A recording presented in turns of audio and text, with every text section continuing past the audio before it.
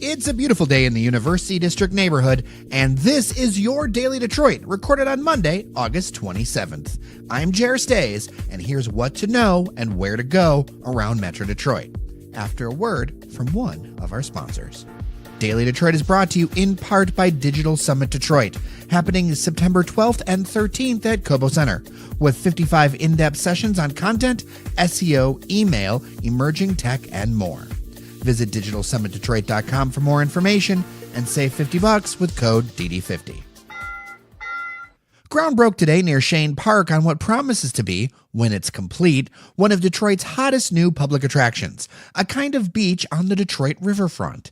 To talk about it more and their plans for the future, our Sven Gustafson caught up for a couple minutes with Mark Wallace, the president of the Detroit Riverfront Conservancy, at the event today.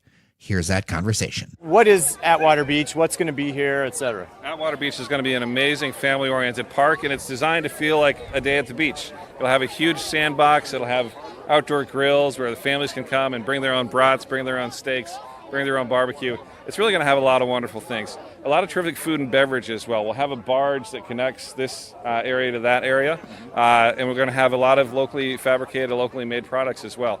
One of the things I'm most excited about is we're building planters out of old tailgates from old trucks, which will be really exciting and really fun. So the community told us this was a spot where we need something for families, and we paid close attention to that. We tried a lot of different ideas, and when we started talking about a beach, it just captured their imagination. So we're very excited about building on that idea. Especially with the sandbox, it reminds me of Campus Marshes. Was that part of the inspiration for this? It's interesting. The closest inspiration was actually in Toronto, a project called Sugar Beach out there. Campus Marshes has a beautiful beach. It's a great experience for families as well. When you think about the riverfront, it's really a great series of public spaces.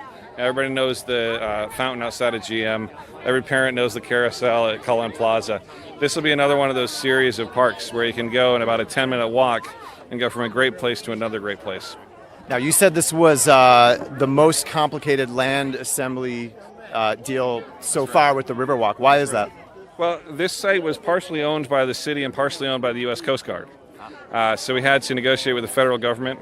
The Coast Guard needed to expand their parking area down by Mount Elliott Park, and that site was owned by the city, and it was contaminated. So we had to clean up a site, get the city to accept it, get the Coast Guard to accept it, go to Lansing, go to D.C. It was very complicated to put it together, and very grateful for the leadership of the city and Mayor Duggan's team to make this happen.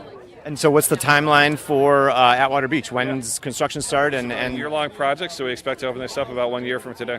Excellent. And then tell us really quick, I know you're doing a lot of work down on the West Riverfront too to reimagine that. What's the status of that and timeline and everything? We're really excited on the West Riverfront. We've started a very intense period of community engagement. We're listening carefully to our partners and our neighbors to see what parts of the design competition respond with them, what parts they'd like to tweak and improve. And we're hoping that we will have a full schematic design package middle of next year, which is pretty exciting.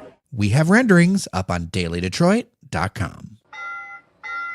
A 28-year-old bicyclist has died after being hit by a car on the bridge to Belle Isle State Park.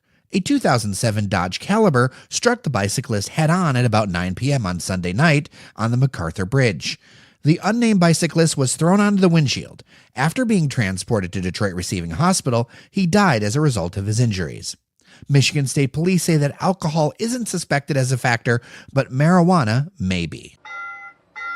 A 275-year-old white oak tree had to be cut down in Ferndale over the weekend, according to the Oakland County Times. The 78-foot tree was located in the backyard of John Fielder. He became concerned with the health of the tree after a 12-inch wide limb fell off. Upon inspection, he found that the tree had been infested with carpenter ants.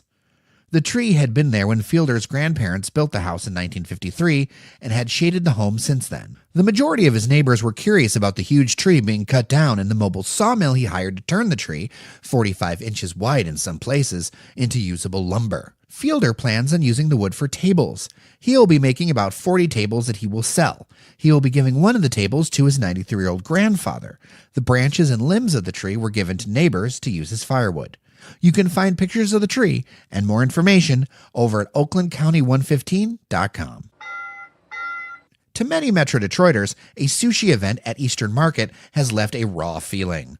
The Detroit Sushi Fest was on Friday evening, and it is the current object of the Detroiternet's ire for what was, according to more than 50 reviewers, a terrible experience.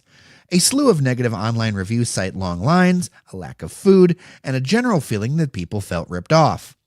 It was priced at $44 a person with a VIP upgrade available.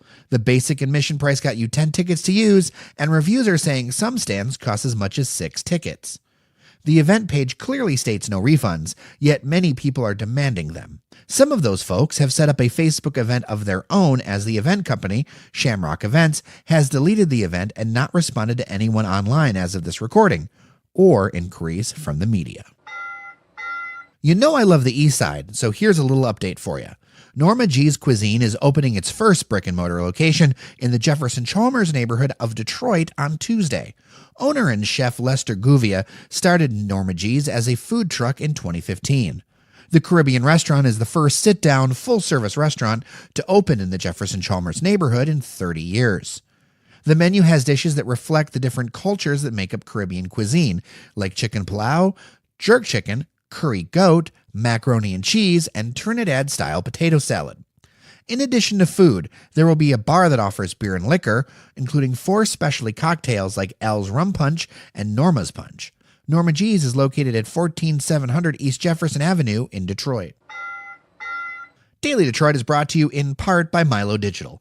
Milo Digital is a full-service digital marketing agency that engineers quality results through data and innovative strategies. Learn more at milodetroit.com. Beginner's luck seems to be a real thing for a 19-year-old Macomb County man. That's because he won $500,000 with the Platinum Sevens instant game on his 4th ticket. He bought the ticket at a speedway station in Clinton Township. In fact, he's won every single scratch-off he's purchased. According to the Michigan Lottery, the winner said, quote, "When I scratched this ticket off, I wasn't sure I understood how to play the game. So I Googled it, and after reading a few things, I realized I'd just won a bunch of money."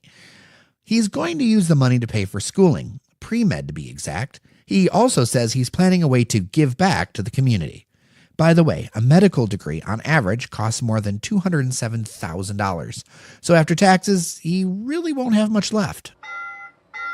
The king of pop, Michael Jackson, would be 60 years old on Wednesday the 29th.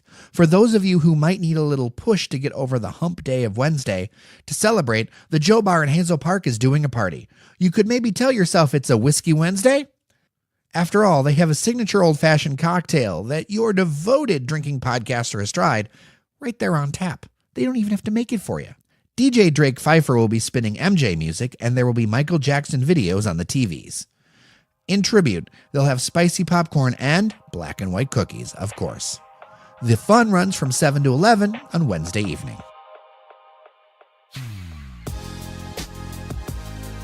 That's it for today's show.